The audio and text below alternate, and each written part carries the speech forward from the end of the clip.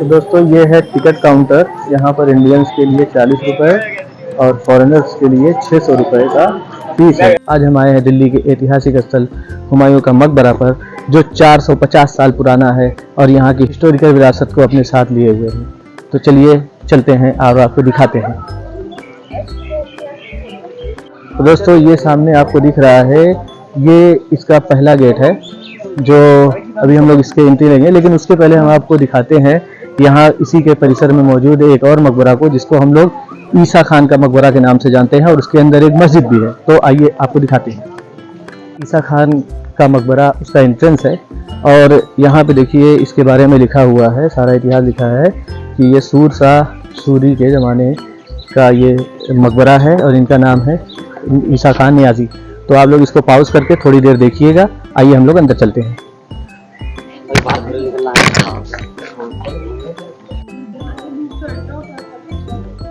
तो दोस्तों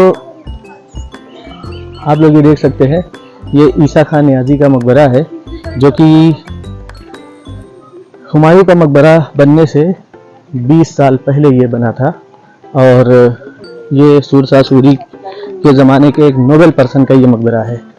तो इसकी डिज़ाइन भी काफ़ी अच्छी है, और ये उस ज़माने का आर्किटेक्चर को ये दिखा रही है, जो कि काफ़ी खूबसूरत बनी है। और इसी के कैंपस में एक शानदार मस्जिद भी बनी हुई है, जो आप लोग उस साइड देख सकते हैं। आप लोग ये देख सकते हैं एक शानदार, लेकिन यहाँ पे अभी नमाज नहीं होती, सिर्फ ये टूरिस्ट प्लेस में है जहाँ पे लोग आते हैं और यहाँ का खूबसूरत नज़ारे को एंजॉय करते हैं। आइए अब इस मकबरे के अंदर चलते हैं। तो दोस्तों ये जो है, ये मकबरा है यहाँ का, जहाँ पे उस ज़माने के नोबल्स लोगों और उनके ख़ानदान वालों का सबका मकबरा है।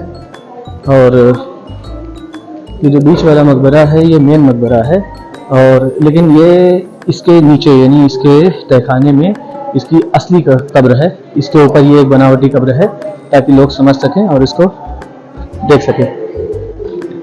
और आप देख सकते हैं ये ऊपर है, इसमें कुछ अरबी आयतें लिखी हुई है, और उस ज़माने की डिज़ाइन और अरबी आयतें लिखी हुई है। आप लोग देख पा रहे होंगे क्लियर एकदम जूम से अरबी आयतें लिखी। ये देखिए यहाँ की जालियों को और यहाँ के पूरे मकबरे को वेंटिलेशन की तरह वेंटिलेशन के लिए बनाया गया है। ये पुराने ज़माने की कारीगरी है, उन लोगों का क्या दिमाग था, उन्होंने बहुत अच्छा वेंटिलेशन की सुविधा दी है।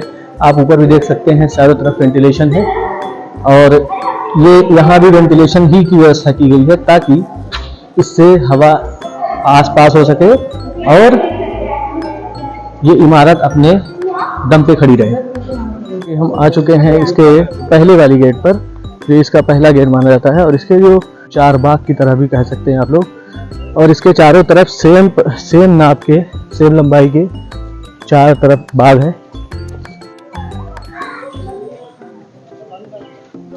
ये जो आपको गेट दिख रहा है, ये बू हलीमा गेट है, और अभी इसकी जो हिस्ट्री थी ये आप लोगों ने पढ़ी है। और ये गेट के जस्ट मेन गेट के जस्ट दाहिनी तरफ है ये, और ये दरवाजे के बारे में हिस्ट्री है। आप वीडियो को पॉज करके इसको पढ़ सकते हैं।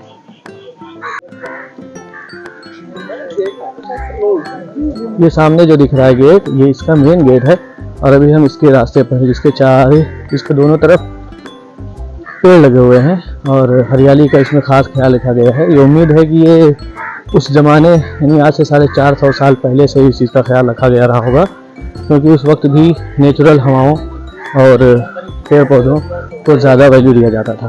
तो आप देख सकते हैं, ये हम लोग अब इसके मेन गेट पे पहुंच रहे हैं, और ये है पीछे का नज़ारा।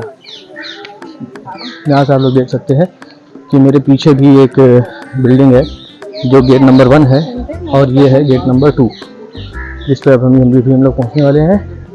और इसके बाद हम लोग इसके मेन कैंपस में आ जाएंगे, जिसे हम लोग हुमायूं का मकबरा कहते हैं।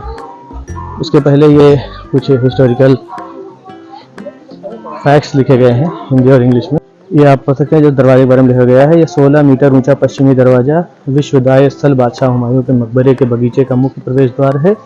दोनों तरफ कक्षों से होकर केंद्रीय रास्ता है तथा ऊपरी मंजिल में छोटा सा आंगन है। मुगलों द्वारा अष्टकोणीय सितारे का प्रयोग सजावटी अंतरिक्ष संकेत के रूप में किया जाता है।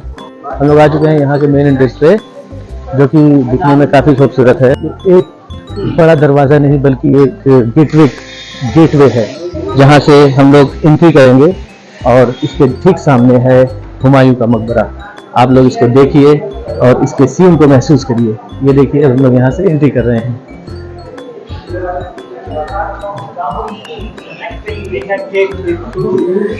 तो दोस्तों अब हम लोग आ चुके हैं यहाँ पे मकबरे पर, हुमायूं का मकबरा। ये रहा आपका हुमायूं का मकबरा। ये बहुत ही खूबसूरत है। तो दोस्तों हम लोग आ चुके हैं हुमायूं के मकबरा पर, जहाँ पे आप देख सकते हैं काफ़ी खूबसूरत नज़ारा है। और आइए कुछ जानते हैं इसके हिस्ट्री के बारे में। इसको सन 1569 से 70 के बीच में हुमायूं की बीवी बेगा बानो बेगम ने बनवाया था। और ये रेड सैंडस्टोन और वाइट मार्बल से बना हुआ है और ये वर्ल्ड यूनेस्को द्वारा संरक्षित है। तो दोस्तों ये वही डिज़ाइन है। इसी डिज़ाइन को देखते हुए आगे चलकर शाहजहां ने अपनी पत्नी मुमताज़ के लिए ताजमहल को डिज़ाइन किया था। इसी को देखकर ये बनाया गया है। इसके चारों तरफ देख सकते हैं आप, सिमेट्री स्टाइल में 4 बाग बनाया गया है, यानी कि एक ही तरह से इधर भी और चारों तरफ एक ही तरह से डिज़ाइन किया गया है। और ये इसका फाउंटेन है जिसको नहरे बहिश्त कहा जाता है। ये फाउंटेन चारों तरफ बराबर लंबाई में चारों तरफ बनाया गया है।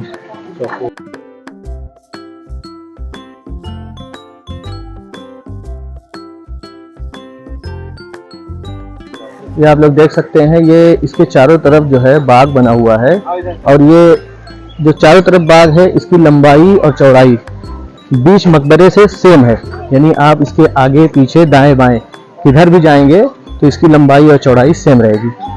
और आप मेरे पीछे भी देख सकते हैं, ये इधर भी बाग है और ये आगे भी बाग है और मकबरे के पीछे भी बाग है और मकबरे के सामने भी बाग है। और ये इसका मेन गेट है। तो आप लोग ये मकबरा देखिए और यहाँ की डिज़ाइन को फील करिए, कितना अच्छा डिज़ाइन यहाँ पे बनाया गया है।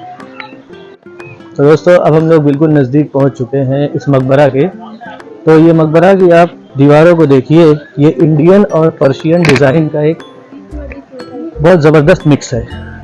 और आप गौर से देखेंगे तो, क्योंकि हुमायूं एस्ट्रोलॉजी का बहुत शौकीन था, इसलिए इसकी दीवारों पे आप देखेंगे तो वहाँ पे स्टार टाइप का कुछ बना हुआ है, जिसको कुछ हिस्टोरियन बताते हैं कि इसको जो है एस्ट्रोलॉजी से लिया गया है।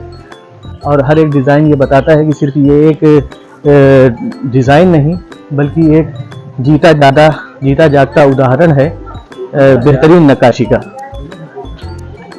और अगर इसके अंदर आप देखेंगे ये खाली कमरे हैं, जिसमें वैसे तो कुछ कहा नहीं जा सकता क्या है, लेकिन अंदर आप देखें, अगर आपको कुछ दिखाई देता है तो बताएं। चलिए तो दोस्तों अब हम जो है इसके मेन बिल्डिंग पे चल रहे हैं। दोस्तों हम लोग आ चुके हैं इसके मेन बिल्डिंग पर, जो कि बहुत ही खूबसूरत है और ये इंडियन और पर्शियन डिज़ाइन का मिक्स है, जिसकी खूबसूरती आप इसको देख सकते हैं। आइए अब चलते हैं अंदर।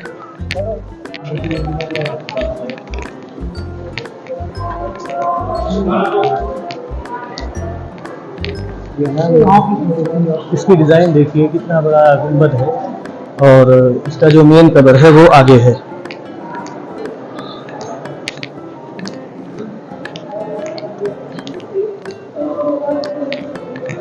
ये हुमायूं का मकबरा है, ये असली नहीं है, इसके नीचे चैम्बर है, उसके नीचे वहाँ पे इसका असली कबर है।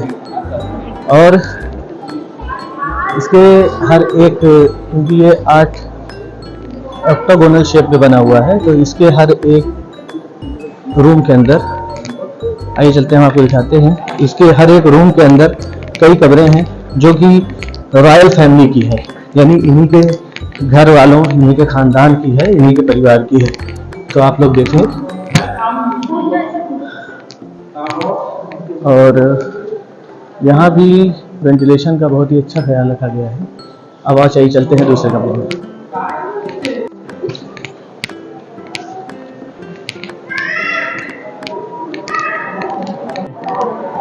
अब ये देखिए, ठीक उसी तरह जिस तरह से वो कमरे में था, ठीक इसी तरह इस कमरे में भी कब्र बनी हुई है, जो कि इन्हीं के परिवार, इन्हीं के खानदान वालों में से किसी एक की कब्र है।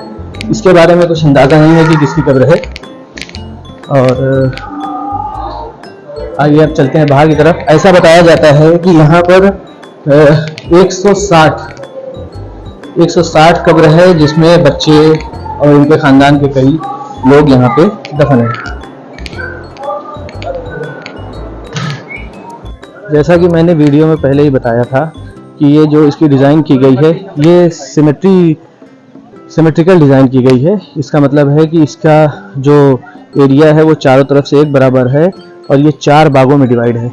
ये इसका जो है, ये इसका उत्तर का है, और ये है इसका साउथ का, और ये है इसके ईस्ट का, और ये है इसके वेस्ट का हिस्सा। यानी कि चारों तरफ ये जो है ये सेम शेप एंड साइज में है। यानी आप लोग ये कह सकते हैं कि इसकी जो लंबाई है और चौड़ाई है ये बराबर है, सिमेट्रिकल है। आप किधर से भी नापेंगे ये एक जैसी इसकी लंबाई चौड़ाई है। और वो भी किसी एक रॉयल फैमिली का मेंबर का एक मकबरा है, और वो भी आप लोग देख सकते हैं। कुल मिला के इसको एक कब्रिस्तान भी कह सकते हैं, क्योंकि यहाँ पे मुग़ल सल्तनत के 160 से ज़्यादा लोगों की कब्रें हैं, जिसमें बच्चे भी शामिल हैं। तो दोस्तों, ये जो कई सारी आपको कब्रें दिखाई दे रही हैं, इनमें से कोई एक हुमायूं के बड़े बेटे दारा शिकोह की कब्र है, लेकिन इस तरीके से कोई बता नहीं सकता कि कौन सी कब्र उनकी है। लेकिन इसमें से कोई एक कब्र दारा शिकोह की है, बाकी जो कब्रें हैं ये हुमायूं के ही ख़ानदान की, यानी रॉयल फैमिली की कब्रें हैं। जो कुछ उसमें से कुछ बच्चे भी हैं और उसमें से कुछ उनके नॉबल्स भी हैं। तो दोस्तों, ये वीडियो आपको कैसा लगा अपनी राय कमेंट्स में ज़रूर दें, और मेरे चैनल को सब्सक्राइब भी करें, और वीडियो आपको अगर पसंद आई हो तो लाइक भी करें।